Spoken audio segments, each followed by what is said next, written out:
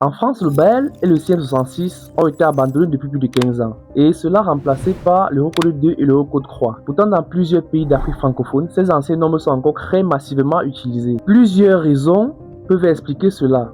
Première raison, on a l'absence d'annexe nationale. L'Eurocode fonctionne avec une annexe propre à chaque pays, qui fixe les paramètres liés aux charges, au climat et aux sismicités locales. La plupart des pays africains n'ont pas encore publié leur propre annexe nationale.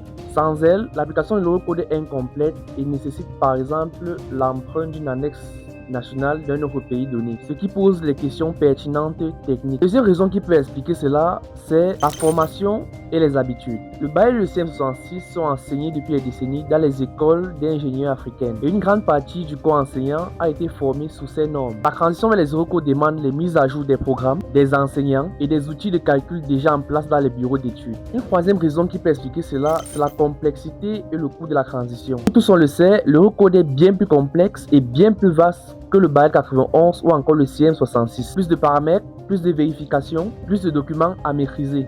Pour de nombreux bureaux d'études, la mise à jour des logiciels de calcul, des gabarits de notes de calcul et la formation du personnel demandent un coût que le BAEL ne demande pas, puisqu'il est déjà maîtrisé. La quatrième raison est tout simplement l'absence de cadre réglementaire contraignant. Dans plusieurs pays, l'utilisation de l'Eurocode n'est pas une obligation. Tant que le BAEL 91 et le CM66 restent tolérés par de nombreux maîtres d'ouvrage et par les bureaux de contrôle, rien n'oblige réellement les bureaux d'études à basculer vers les Eurocodes. Le passage vers les Eurocodes n'est pas donc une question technique, une question de cadre réglementaire, de formation et de volonté institutionnelle.